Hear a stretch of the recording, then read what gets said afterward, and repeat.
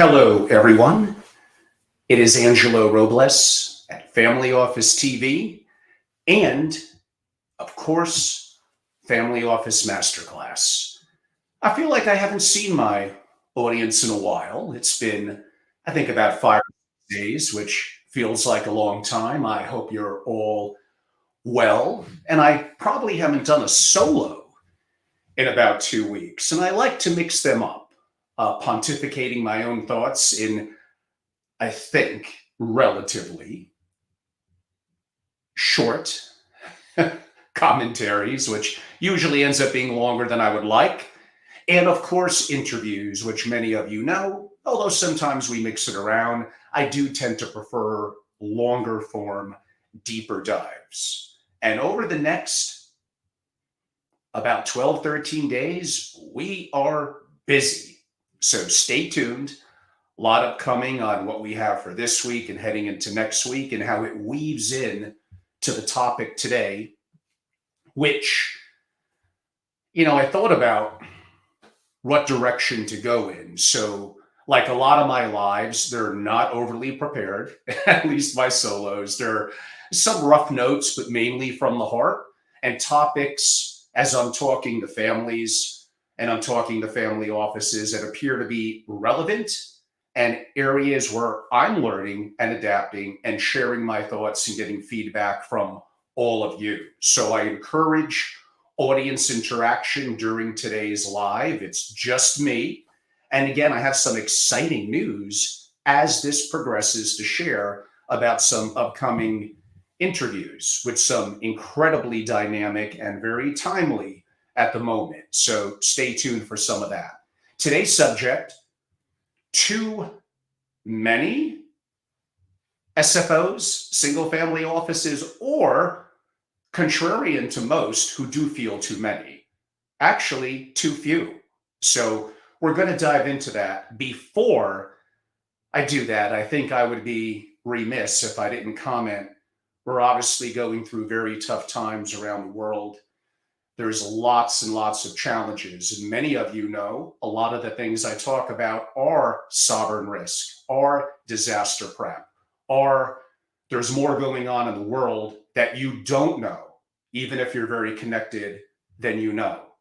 We have lots of problems, lots. And how the world works, it's changing, and it's changing rapidly. We have enough issues and problems in this country here in the US. And some of my upcoming conversations are going to talk about that, which we'll get to, sharing some of our lives that are upcoming.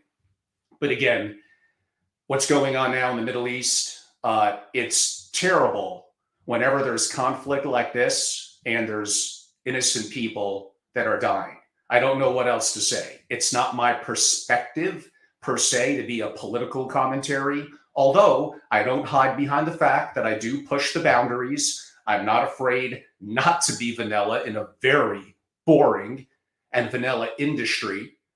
And absolutely geopolitics, which I've been talking about for a long time, and areas pertaining to the economy interact with the world that I do know, which is family offices. But again, my hearts go out to really anyone in the Middle East and around the world, innocent people, unfortunately, for lack of a better word, being slaughtered. Parts of my conversation on Saturday, although much more on the economic end with the US comparative to the world, we'll touch upon how some of those issues are impactful in the world of economics. And on Monday, live, we do have the return of one of our most popular guests from my interview series at Family Office TV this summer, and that would be E.M. Burlingame. And we will dive deeper into more of the geopolitical and deeper aspects in ways that also families around the world, again, things could go, what could take you decades or 100 years or more to build could absolutely come toppling down, and quickly. So those are areas, and probably those are the main consulting projects that I've worked on around the world with families, sovereign risk, and disaster preparedness. So on that note, again, heartfelt to the families and loved ones, having a family and having a child. I just like These things are just horrific. War in any aspect has real consequences and results, and they're very devastating.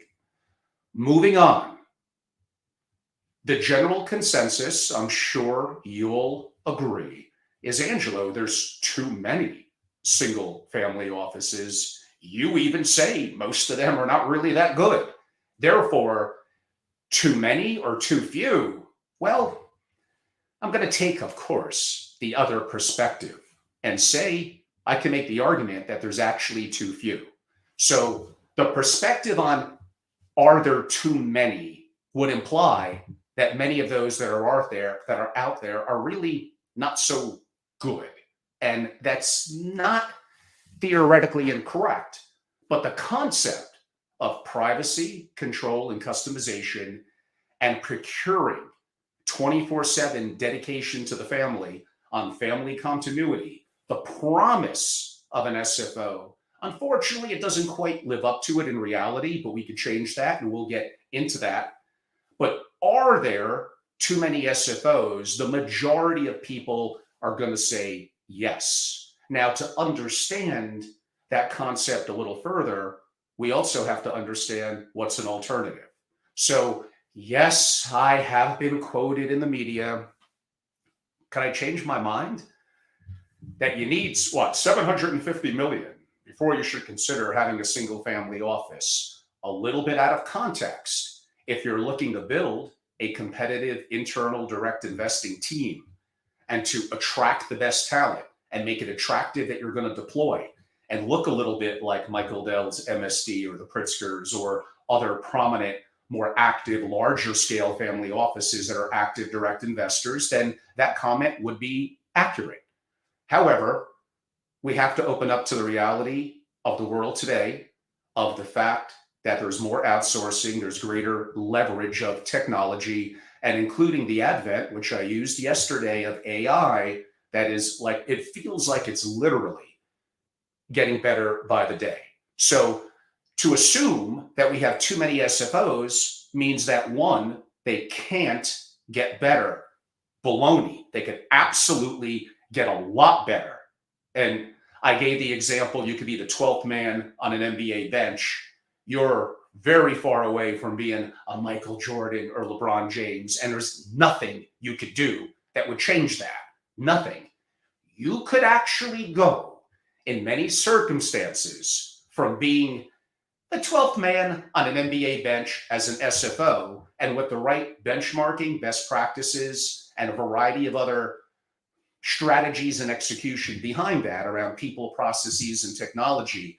Okay, maybe 1% is a little bit of hyperbole, although it could happen. It could definitely be 10% because the standards are that bad. Now, I get it. If everyone raises up, then the standards to become top 1% and top 10% get higher. But in general, you don't really have to worry about that too much yet, unless I impact, and others, but every SFO in the world, as my goal, and a lot of what I promise, is becoming a top 1%. Where again, in the example I gave, as an NBA example, or use any analogy or sport, there's way too much competition. Some of it is inherent athletic and capability, and it's just not going to happen. But it could happen in the SFO. So the other thing we have to look at is, what is the alternative? Okay, I got even tens of millions of dollars. That sounds like a candidate for a good RIA on the investing side, a good MFO from investing in maybe more, possibly a private bank, possibly wirehouse and other banking relationships. And all of those, I'm not denying, don't bring value and service, but you have to understand, are they good or not? And the other analogy that I gave over the years, having dealt with these billionaires and super rich people, I think I told some of you, you asked one of them, I need a dentist. Who's your dentist? Oh, my dentist is great. Well, how do you know, unless you went to dental school, and maybe even then, you went to every dentist in town and did a comparative quantitative analysis? You're assuming, because you're wealthy and you probably make on big decisions better decisions than not, that, of course, in feeding your ego a little bit, your dentist is great. but you don't really know that. So a lot of you aren't going to necessarily know purely even quantifiable, where investments are more quantifiable than select other services. Whoa, my estate plan is the best ever. That really may not be known until perhaps even long after you're dead.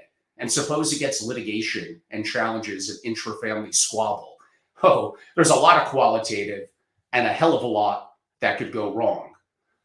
But even ignoring all of that, you're making the assumption that the alternative is forget about having the mediocrity in the SFO. I'm going to go to something else because it's easier, because it's cheaper. It's not necessarily, although, well, probably is easier, but not necessarily cheaper. So you're making the assumption that what, like the majority of RIAs, MFOs, private banks, and banks are good. I mean, there's bound to be great, good, average, which is where most of them are going to fall, a little below average, and bad. How are you going to judge whether they're good or not? And no, just asking one or two friends is not enough of a metric. Investment performance. I'm not denying investments are very, very important, but that's one metric. Are they doing it internally? Are they external? Are they charging you an additional layer of fees? How is it net of fees and taxes? How is it relative to risk and your goals? That's just a tiny little bit. There's a lot to go over.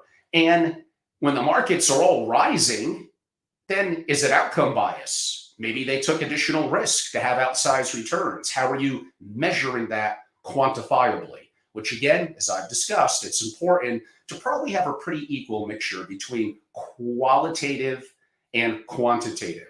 Too many SFOs tend to be overly qualitative and not enough quantitative. But being overly quantitative could also, depending on the subject and the aspect, and emotional intelligence and family communication, all be very, very important as well. In general, a big mistake that I've said a million times, and you guys crush me for it, investments are very, very important. But too often in this community, when you look online in family offices, like all they ever talk about is investing in direct deals. And it's great. It's sexy. I like it too. It is important. I completely understand having fluidity and how geopolitics, economics, understanding investment policy statements, asset allocation, alternative investments, liquidity, all really, really, really important stuff. But it's way deeper than that. You all know shirt sleeves to shirt sleeves in 3 generations. And how about areas pertaining to taxation? It's very important. To wealth transfer, to asset protection, to the areas I pertained about geopolitical areas and sovereign risk and what could go wrong.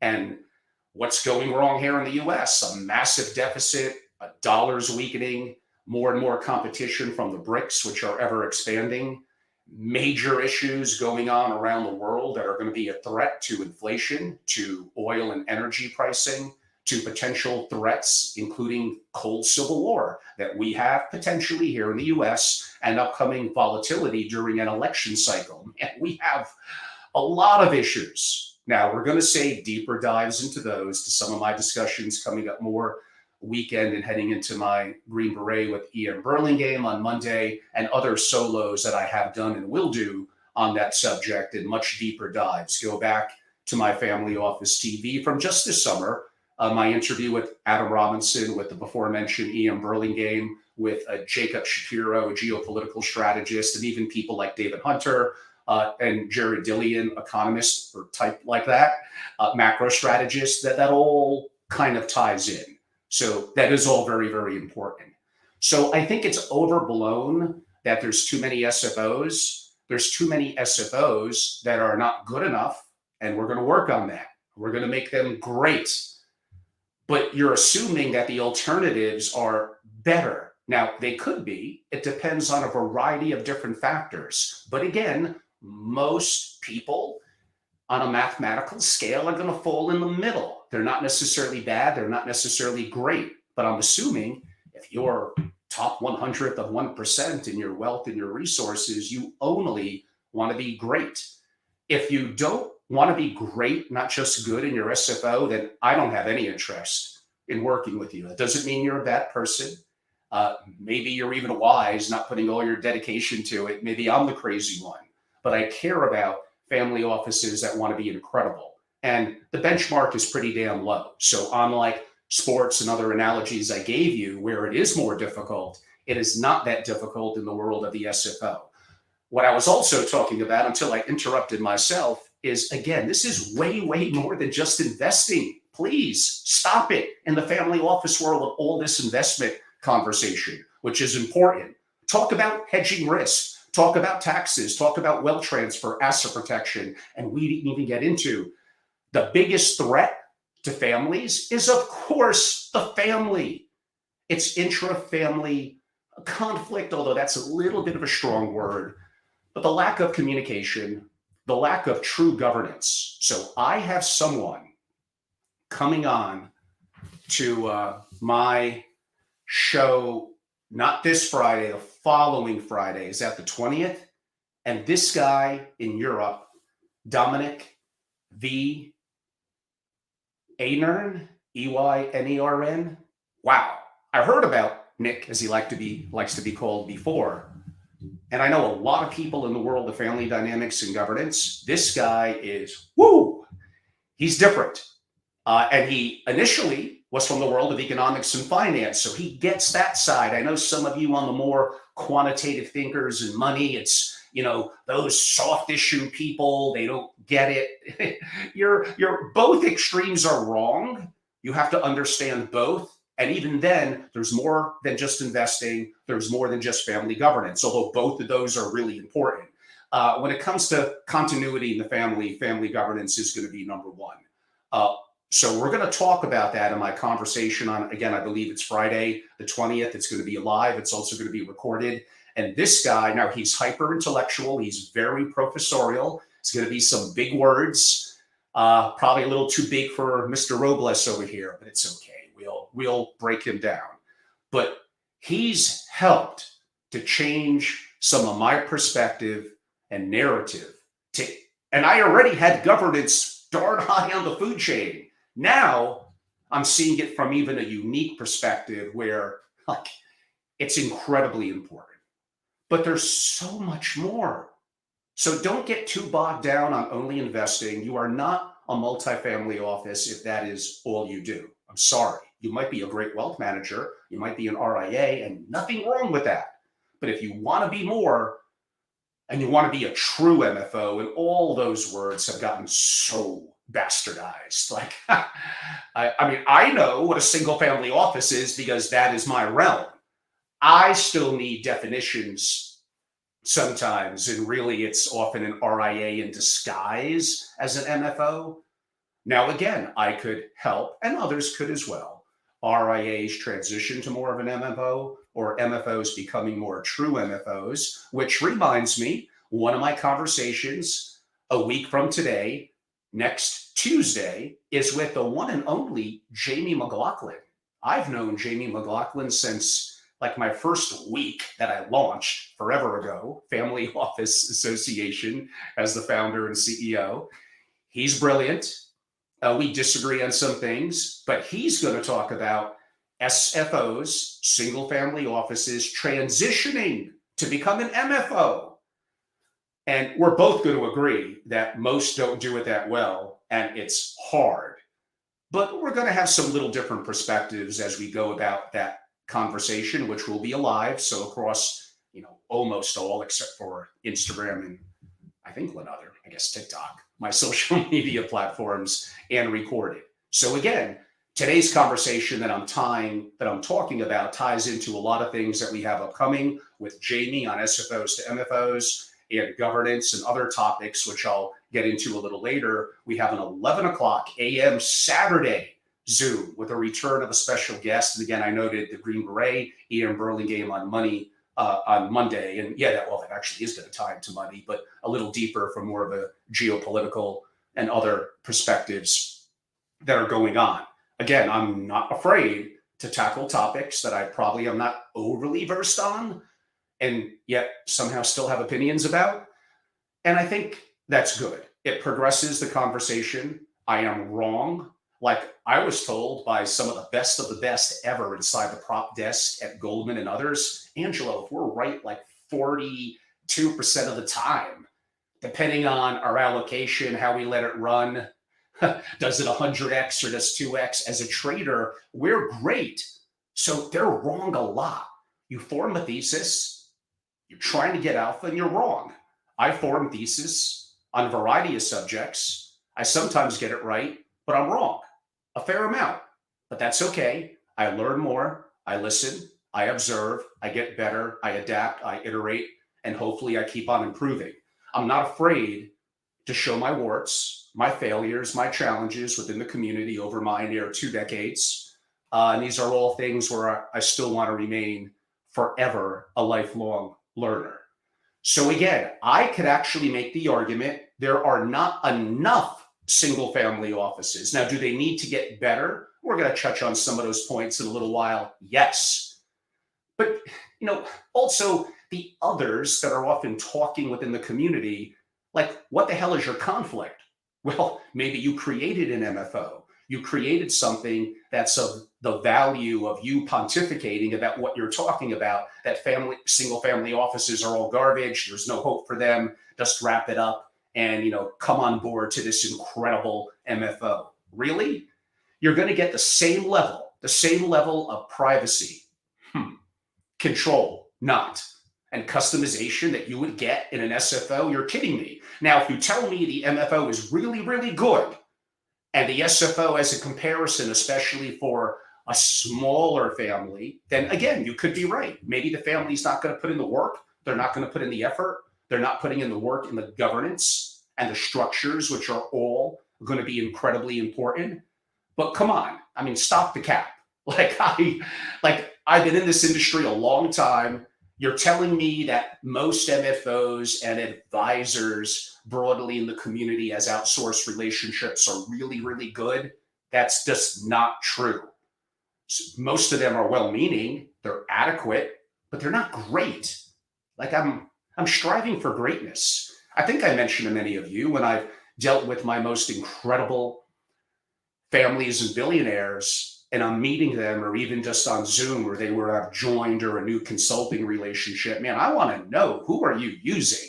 Who's your cyber person? Who's your trust of the stage? Who's your accountant, your auditor? I don't assume that they're great, but I make the assumption if you're a Forbes 100, you're probably using some pretty interesting people. I want to know them. I want to do my version of getting to be introduced to them and have them potentially, one, I could always learn, and be a part of my quote unquote dream team that many of you have heard me talk about before.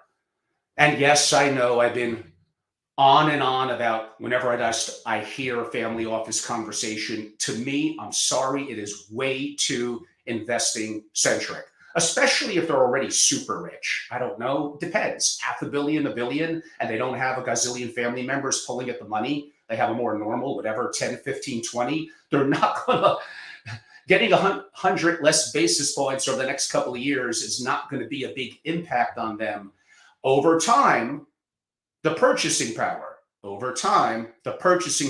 can be an issue, especially since they're true inflation being ultra rich. If they're a bit of a spendthrift or they're buying assets greatly appreciating in value, I completely agree. I've had multiple conversations about that. But in a time like now where the world is being flipped upside down, where it's incredibly risky, having liquidity, having cash, quote unquote, cash on hand, and hedging risk, I think is incredibly important. And then you have to ask about the conflicts in the industry. Most of you servicing the community don't know what you don't know. There's known knowns and unknown unknowns that, of course, Donald Rumsfeld and others have talked about. But damn it, it's such a great quote. I gotta throw it out there a fair amount. And like I said, there's more going on in the world that you don't know than you know. And then we come back to, of course, conflicts. So like telling the family to go buy art and store it in Switzerland, or to buy sometimes a little bit of Bitcoin or gold or offshore structures, assets, resources, real estate may not be to your financial benefit because the compensation method, how you get paid, is skewed on often assets under management. It should be more effectively on somewhat of a retainer basis that has other methods of quantitative and qualitative valuation on the services that you provide. Thank you for our live viewers interested in today's chat. And again, jump in, feel free to ask questions. It's all good. Yeah, so much for me doing a 10 or 15 minute solo. Like I always say I'm going to do that, and they always turn into like 40, 45 minutes. I will in the future, as I probably even do more of these, get better at doing some truly short 10 or 20 minutes. Okay, what else could we talk about on the subject? I mentioned the importance of governance. Most MFOs suck outside of the world of investing and taxes. And no, they're not going to be the same as a good single family office on privacy, control, and customization. They can't be. Most of the people working there are effectively salespeople. You're looking to grow your AUM. And that's nothing to do with a single family office. That does not mean that you're a bad person. Does not mean that you're an RIA and you can't be better. You're an MFO, you can't be better. That there's an opportunity not to be of value. Most family offices, even ones that are multi-billions, I've said this before, outsource, if I could use that word, to like 27 different advisors. They still need you. Or maybe you want to work in a single family office, and you better take my master classes. Go to angelorobles.com. But many of you have heard me, or I've written about that. I've spoken about it. Many of you know, of course, my angelorobles.com. And again, I own Family Office Masterclass. So maybe I'm conflicted as well. I want to throw education your way, as I said, in a short amount of time to take you from 0 to 100. Or if you're already at 50 or 60 miles an hour, maybe I can make you a race car driver sooner rather than later. Remember the examples I gave earlier. You can't go from the 12th man or even the starting five and be Michael Jordan or LeBron James. No matter what you do, you'll get a little better, I hope. But you could go from being subpar, especially in an SFO, to being much, much better. I mean, in some ways, I actually don't think it's that hard. But you got to listen to me and some of my dream team. We could help you. I promise. We could help. So, again, we also mentioned conflicts. We mentioned too much of our perspective on AUM. And like, really, what do they really know about sovereign risk? What do they really know about mitigating a lot of the risk? Now, what does your single family office know about those things? Often not as much as they could. So aligning of interest within, whether it's your single family office or your advisors, and understanding that some of them may be great, they may be very siloed in what they do, very narrow, and that could still be okay. Your family office should be able to still work with them, or even within the family office, you want to have more polymath, more diversity, but you are going to have people that have specific subsets of their skills. So mitigating risk, procuring positive future outcomes, critical thinking to solve problems, effectively understanding benchmarking and best practices. And I always talk about competency, and Dalio talks about this, competency, identifying your blind spots, we all have them, and moving ego aside. Okay, no, we're not done. So, okay, Angelo, you might be right. For a family that has $500 million, wants to put the resources into it, understands the most important aspect is going to be people, maybe followed by technology. Yeah, that's that important now. Arguably followed by systems. And I'm pretty broad with my definition of systems, processes, and internal controls, etc. My masterclass, especially my creating or reimagining into a top 1% family office, which is over 24 hours of instruction. And again, information is up. You'll see links on my LinkedIn, pardon that, as well as going to angelorobles.com. And we're doing more and more of that digitally as that's launching, and being a part of that, I hope many of you could be. It's going to be very exciting. So even if you're 30 to 50 million, and I'm going to say, boy, that's cutting it kind of narrow, I'm considering a family office. But if you were to force me to still make that consideration, it may still, debatable, may still make sense. Why? As an individual, a couple of reasons. Why, as an individual, you're somewhat limited to your deductibility of investment expenses as an individual. Family offices have tried. And when they get caught by the IRS and those cases become more public, they almost always lose because it's very defined. However, there was the lender family versus IRS, where the lender family won, and it created a framework around technically a for-profit single-family office with at least one key person, non-family member, and the process of setting up a family office, which, okay, it's tens of thousands, but it's not a crazy amount of money. And there are some people that are better at it than other. And stop assuming, because you assume your attorney's good, that they have a little bit of experience in T&E or business, or they read up on the lender versus IRS, does not mean that they're the most capable at creating the proper structures or redesigning the proper structures of your family office. Again, who you're probably using now is probably not good enough. Put your blind spots and ego aside and just realize that.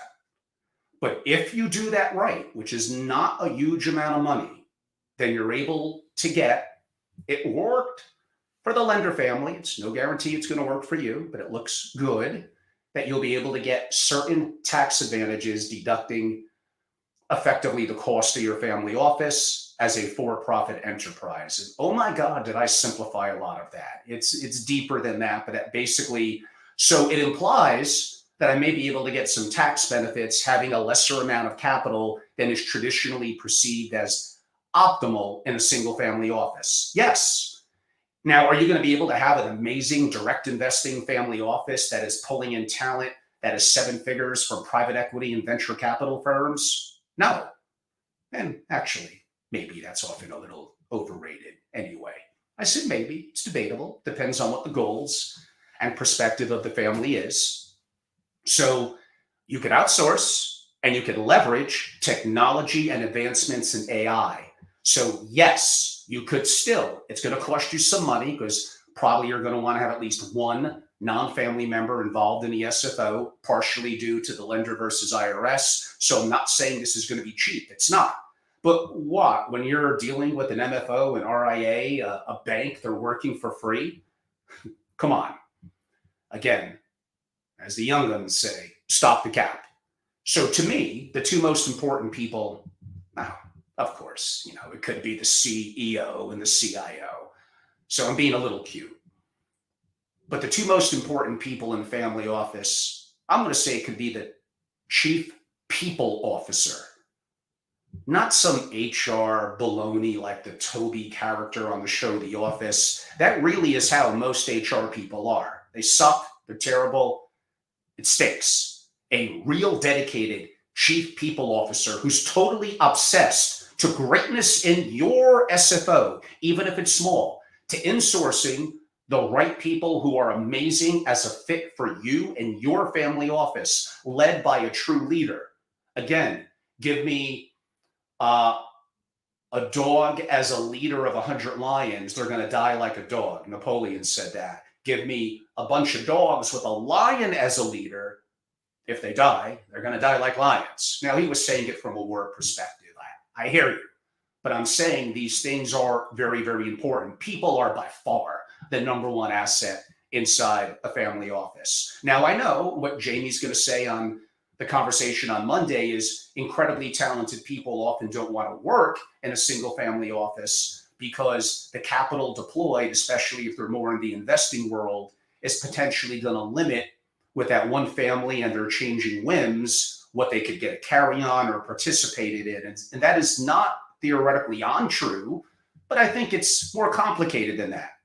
So, by the way, a chief people officer could be a position where certain outsourced positions are still going to be vetted for the obsession of greatness in the outsourced positions. The other important position, which again, this could all fall under the auspice of one amazing person who's the CEO as a chief people officer, including for outsourced, and a chief learning officer. Now we go to the great work of Jay Hughes, of Matt Wesley, of Dennis Jaffe, Christian Stewart, and other amazing thinkers in the world of governance and areas in family offices. And there's so many others. There's many great people in that realm and field. I then look into capacity and capability that relates to competency. So a chief learning officer is going to be focused on competency through capacity and capability, especially of the family in general, but especially of the rising generation within the family. Yes, John Davis, who formerly ran the program at Harvard, is an incredibly talented gentleman. He's wickedly expensive and I would say worth every penny. You got to pay for the good ones. I know.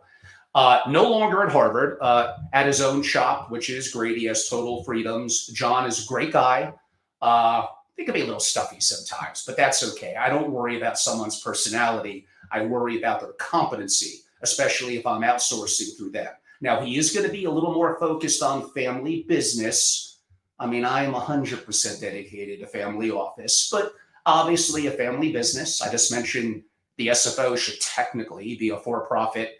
I guess it is a family business, but you get the big picture. And by the way, Christina Wing, who now runs the Harvard program from that perspective, is also incredible, very, very talented, and does a great job.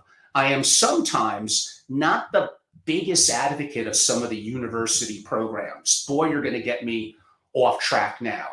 I will do a live in the coming week or two. Remind me if I don't. I'm going to have to be a little politically correct, where I will talk about organizations in the family office world and people and universities that I have respect for, and maybe those that like they're okay. The challenge with the university programs is, and I was involved, I'm not going to mention, many years ago in a couple of them. Well, what a surprise. They're incredibly bureaucratic. And I mean incredibly. And lots of internal politics and politics that do come into play that tend to skew to one side of the aisle more than the other. So the capacity of talking about true global issues and geopolitics, you really can't. You got to be very vanilla. You got to stick with the people that are at the university that are often boring, tenured professors, and then they're going to bombard you, the university, to make donations to their school. That being said, it looks good, right? It's a university. You maybe get a certificate. There's going to be some wonderful leaders and educators there. Maybe you'll meet some other interesting families. And I've advised and consulted around the world to some governmental programs on setting up some of their single family office entities and structures and some universities. And yeah, it's okay. Some of them are a little better than others. There's not a lot of really deep critical thinking, intellectual, yet pushing the boundary. We're going to get to some of that, actually. I got a new phrase that I'm going to start to use. It's coming up in a second, so just stay with me about 2 more minutes. Not really a lot of creative thinking, in my perspective, coming out of the university programs. Now, some of you are going to say, Angelo, you're touting your own horn. You don't want to be under the thumb of a university, which I have been offered. Yeah, you're 100% correct. I do not. I got to take out my cowboy hat. Come on, I'm a wild libertarian, make my own thoughts, don't want to be told what to do. And those could sometimes be to my downfall and my fault. I'm not saying that's always great. And Natasha, thank you. I know I don't have my cowboy hat on today. I will be doing a Saturday program, so I may dive a little bit into college football. And I'm an Oklahoma Sooner fan. I am so happy we whipped up on that arrogant team, Texas. Now, I got to be careful. Texas has way more alumni than Oklahoma. I don't want to offend. I love the great state of Texas, respect the team, but come on, the Oklahoma Sooners are, of course, better. You just have to face reality. Yeah, we're going to meet again in the championship game of our conference, and we shall see. But enough about that. I do love sports. We didn't even get too much into AI, but I have spoken about that before. So all of this is changing the dynamics. All of this is changing the dynamics of the single family office community. I'm tired of hearing there's too many SFOs. Yeah, there's too many SFOs that aren't good. Let me help you. I'm trying to keep a straight face when I'm saying this. And there are others. Like you, I gave the analogies before. You could go from average to good, good to great. And I actually don't think it's super hard. Now, That's going to take my time and energy, and how I value that is money, whether it's my master classes or my consulting or someone else, John Davis, maybe more so in family business, the Harvard program with Christine and others. I don't think there's a huge number of us that are diverse and so great on single family offices. I'm sorry, there's not. This is just a reality of it. The paths that lead to new ideas in the family office community tend to look really unpromising. If they looked promising, other people would have already explored them. There's 9 billion people in the world and a lot of pretty smart, creative people. Have you thought of something that no one has ever thought of before? I mean, maybe it is possible. So when I do a lot of creativity thoughts and exercises, and one of the beta digital master classes I hosted before I launched my official program this summer, we kind of asked that question, like, come up with the craziest shit that I may laugh at, and then I'm going to reflect and think about it. So when I did a program live a couple of weeks ago on can AI replace the family office CEO right now, yeah, it's meant to be a little tongue in cheek, but that was one of the questions that came up, and I laughed at it until I thought about it. And listen to that live from a week or two ago to get my response to it.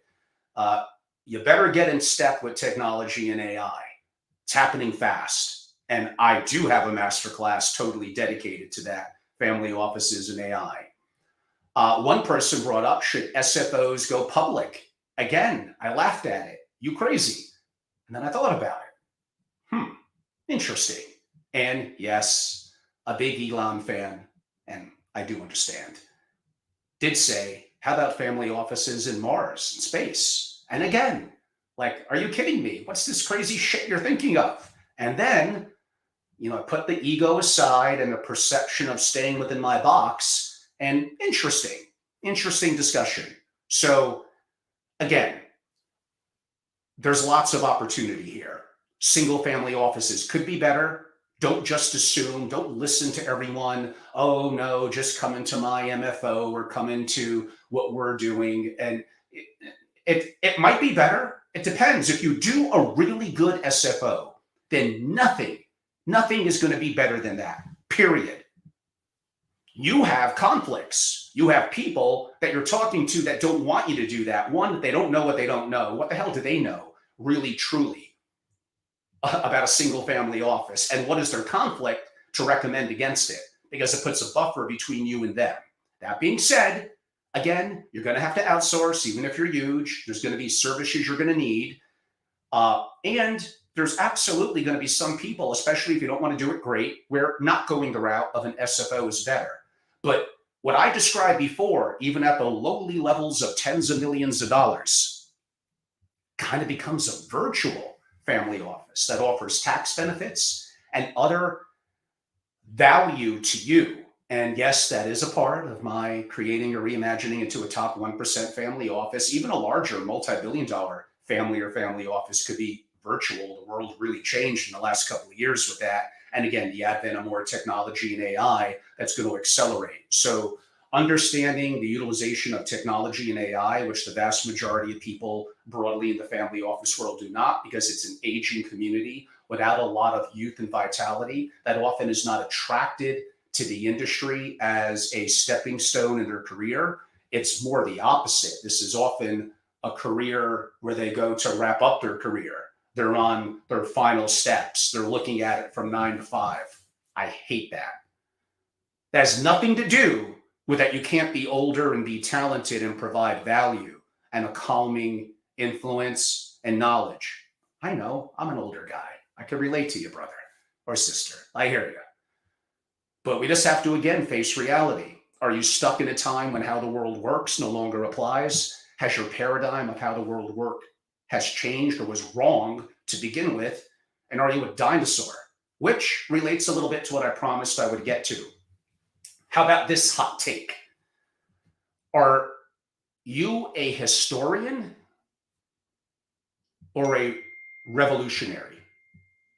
First of all, most people in the community are neither. There's nothing wrong with being an historian. That means you're a deep thinker, I think. You understand history and areas being careful to repeat. So the majority don't have that rudder at all, period. That sense of culture. So I'm not knocking the historian because it beats the alternative of not having any direction. So being someone who has intelligence, is educated, keeps abreast of their education, identifies blind spots, that's really important.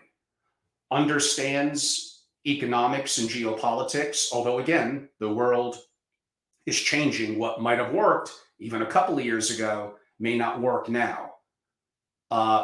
So being an historian, in my analogy, is not necessarily meant to be a negative because the majority have no direction whatsoever. However, a revolutionary is something that could be truly special. That is rarer. What did I say before? The paths that lead to new ideas in the family office community tend to look unpromising. If they look promising, other people would have already explored them. Now, could you take unnecessary risk? Yeah. So maybe not 100% a revolutionary, maybe 70% and 30% a historian. And having a balance in the family board, which we have no time to get into, part of governance committees, having talent in the family office where whoever's responsible for the end result has a say in the matter. It's not just you as a top-down dictator. That's also going to be horrific from a family governance perspective. And now you want to know why most family offices not only are very mediocre, don't last more than 15 years, and really aren't that good. So I know you're saying, Angelo, you're talking on one side, SFOs are the greatest thing since sliced bread, and on the other, they're not so good. The reality is they could be incredible. They should be incredible. And one more, they can, 95% of the time, be incredible. But it's gonna have to have a game plan. It's gonna have to have a culture, a structure, the right people, systems, and technology, doing things the right way, having the right resources as mentors and your own dream team, whether you take decades to do it or I do it because I've been in it for decades. And I simply, again, time and energy, which is paid for through money. And I learned some of that through Tony Robbins in my multiple interviews in person or digital. Like, you might be able to learn all that I learned, and you're probably smarter than me, probably quicker. But is it going to be worth it if that could be wickedly accelerated, not in years or decades, but in a much, much shorter amount of time? So I go back to that. Are you a historian or a revolutionary? And if you're an historian, that's not necessarily a bad thing, but I would identify areas, again, blind spots and ego, where you may be a little weaker at, and how to have a team and mentors that are maybe a little bit more dynamic and creative around the edges, and how you'll know how to mitigate and hedge the risk that they may not be experienced or as aware of as you are. So these are all very, very important topics, but I'm just getting sick and tired. And I know I'm the mouthpiece, I'm the advocate for the single family office. I wear that proudly, by the way. Just enough about all of this. You're too small, just go to an MFO. Some of the things I described for SFOs, I could help in others, MFOs, also get better. Now, they have more metrics, they have more resources available to them from a variety of different perspectives. I could argue maybe it's too linear, maybe it's too much on what I mentioned. Are they a historian or are they a revolutionary? They're almost absolutely never a revolutionary.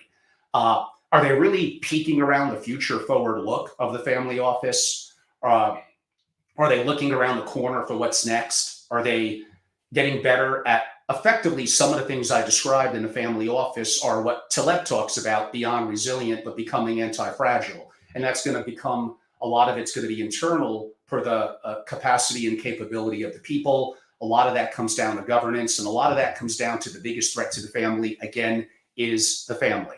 Happy to field any questions. I'm about to be wrapping up shortly. A couple of quick comments on what's upcoming, and some of it I already hinted at. So this Saturday, we have the return of Ram Ahluwalia.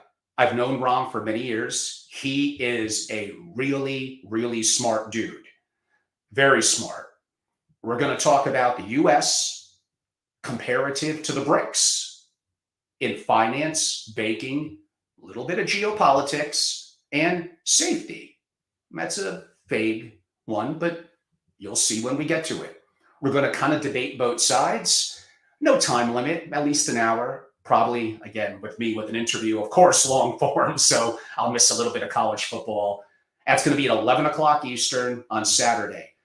That is a smart dude. I've known him for many, many years. And there was a post on Twitter that he did that he got into a little bit of a back and forth with someone who's a huge figure on Twitter, brilliant thinker, Balaji Servanson.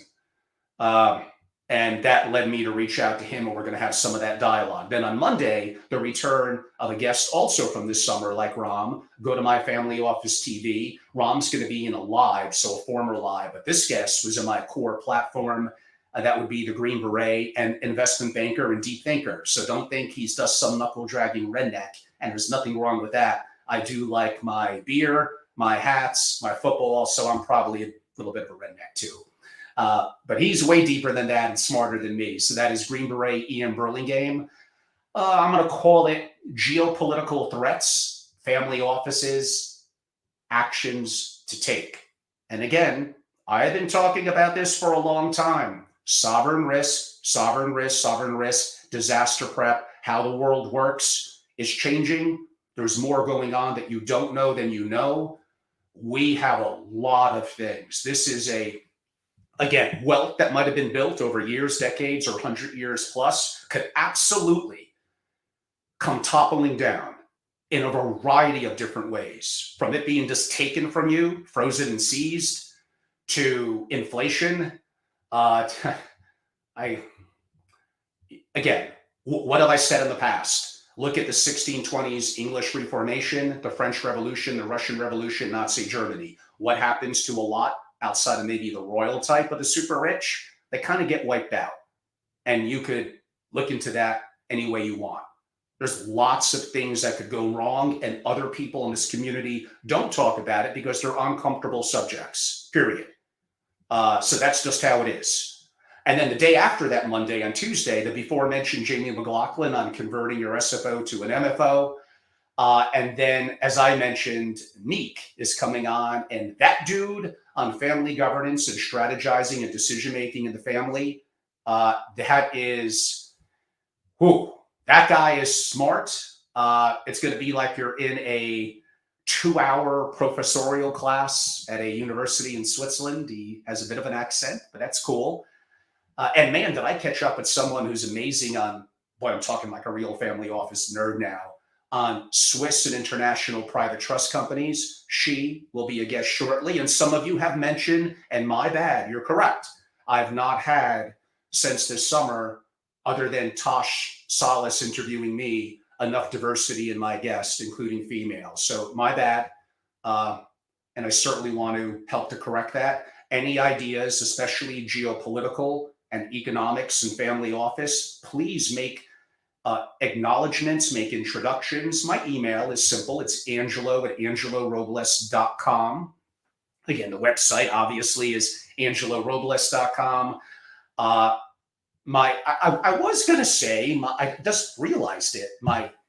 Just go to my website and you'll get the links to my social media, but I don't know why it's limited. My LinkedIn, which is probably my biggest platform, is not on there. Just go to Angelo Robles, you'll find it. I can't list both YouTubes, only one. But again, I'm at Family Office, my older, larger channel, and my newer one, Family Office TV. And I'm dabbling in things a little bit like Twitch and Rumble. Rumble, I can really let it rip and say anything I want and go very geopolitical.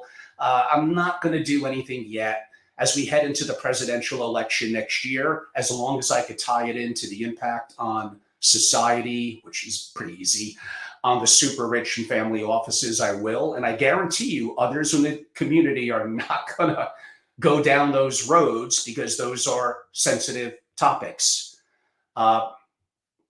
Again, right or wrong, maybe I should be a little more quiet. Maybe I should be more down the middle and vanilla, but I've been in this industry a long, long time. I am opinionated. I have things to say. I know a lot of people. Oh, that was one of the things I think some of you wanted me to talk about. I may do an impromptu, I did say impromptu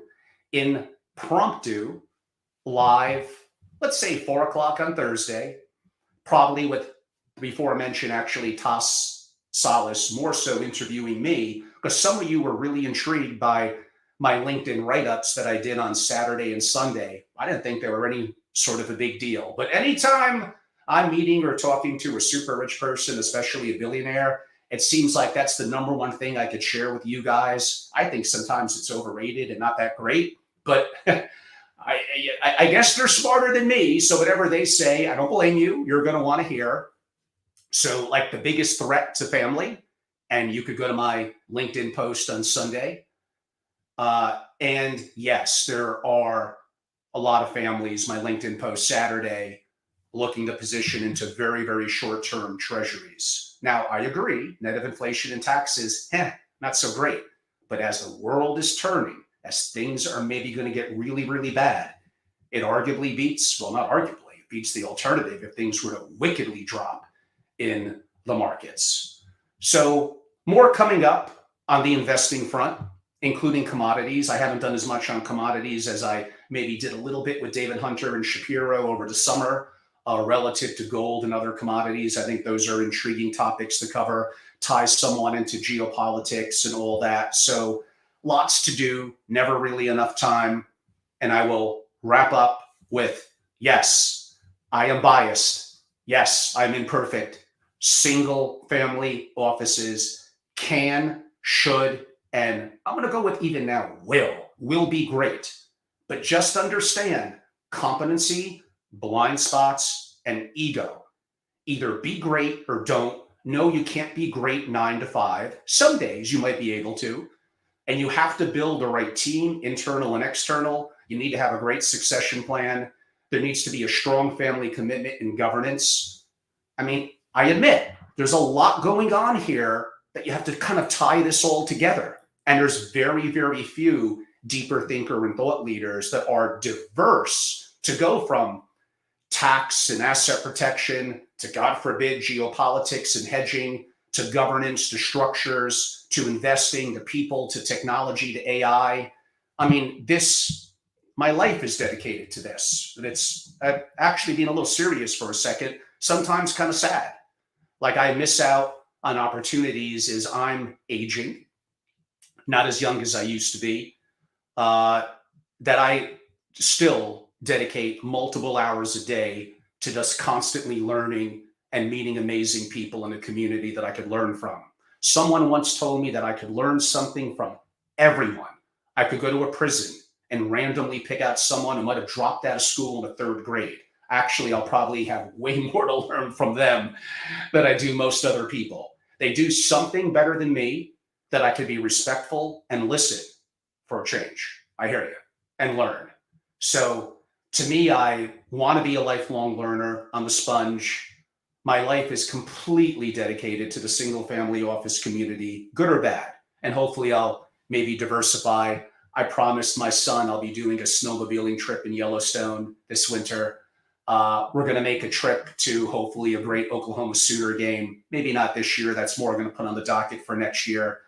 I'm not going to bring up my love affair with the New York Giants. Boy, this is a year I guess we're playing for, what could I say, maybe a really, really good draft pick. How about that? Here I am bragging about the Sooners this weekend. Notice how I kept my mouth shut about the New York Giants. So reach out to me. I'm taking a final look. Some of you were very kind in your comments. I do appreciate it. Keep on following me. Participate more actively in the LinkedIn lives. But if you miss it, you could still hear the recording, whether it's Twitter, LinkedIn, YouTube, etc. Make recommendations of guests, make introductions, reach out to me, go to my website, angelorobles.com. I'm always open and willing. Marco, you are busting my chops today here in the chat. Texas alumni. Okay, so if I had to give a little further comment, and I'm kind of really big into football, I thought Texas is a little bit more talented. Oklahoma came very well prepared. Some things worked out their way, and it was great. Texas is probably going to win the remainder of their games, as will Oklahoma. Their schedules are weak. Texas also beat Alabama in Alabama. Very impressive. Is this a classic Alabama team? No, but they're still good. When they play again, Texas is going to be ready. They're probably going to be the favorite. So who knows? We shall see. Whoever wins that game is assured in the new format, definitely of getting into the playoffs. And I would say possibly the loser, but it depends on the game, how they win other games, and how things go with other teams. But Texas is a very, very good team. But don't forget, until that day, which may only be about, 7 or 8 weeks from now, who's Texas's daddy? It's the Boomer Sooners. All good. Have a good day, everyone.